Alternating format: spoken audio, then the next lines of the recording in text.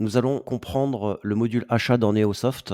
Pour cela, nous allons nous intéresser au module vente, au module achat et au module stock. Dans le module vente, nous avons vu que pour une vente validée, le système nous a généré un achat pour 2 produits, une pompe à chaleur et un chauffe-eau thermodynamique. Cet achat reprend la pompe, le chauffe-eau thermodynamique et passe commande automatiquement après validation au fournisseur. Je reviens sur le module achat. On va commencer par un achat simple.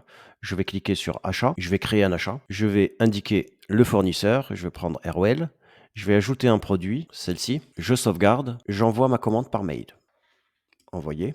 Nous allons imprimer la commande fournisseur que voici. Donc nous avons les informations du fournisseur et ici nous avons les informations de l'adresse de livraison. Le numéro de la commande, la date de la commande et puis la date demandée pour la livraison. Pour comprendre comment fonctionne le système, nous allons regarder les paramétrages des articles pour les achats. Nous avons ici les règles de réapprovisionnement. On va l'ouvrir. La règle de réapprovisionnement qui a été créée, on peut en créer d'autres, c'est celle-ci. Donc l'article, c'est celui-ci. La quantité minimum, c'est 1 unité. La quantité maximale, c'est 5. Nous avons d'autres règles de réapprovisionnement un peu plus poussées que nous verrons dans une autre vidéo. Dans l'onglet achat, ici, nous avons le fournisseur pour cet article. Nous pouvons avoir plusieurs fournisseurs. Nous allons regarder la fiche fournisseur pour cet article.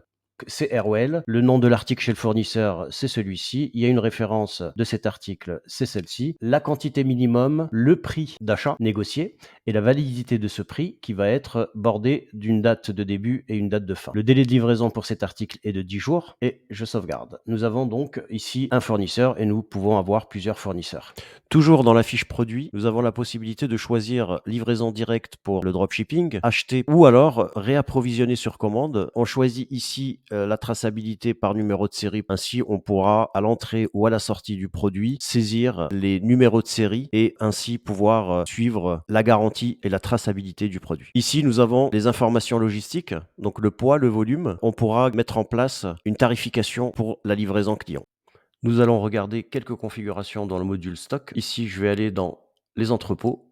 Donc, nous pouvons avoir plusieurs entrepôts. Un entrepôt est configuré avec un nom et une adresse. Nous pouvons gérer les emplacements dans les entrepôts, les stratégies de rangement, les conditionnements de produits. Ainsi, lors d'un achat d'un produit, nous pouvons indiquer l'unité de mesure, douzaine, boîte de 50 ou à l'unité. Ici, nous avons les différents entrepôts. Nous avons vu qu'il y avait 5 entrepôts. Pour chaque entrepôt, nous avons un module de réception de marchandises, un module de transfert interne et un module qui nous permet de livrer nos clients.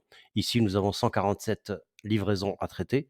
Nous avons 8 commandes fournisseurs à réceptionner et pas de transfert interne. Ainsi, pour Montigny, nous avons 3 onglets. Pour Dépôt de Lyon, 3 onglets et ainsi de suite.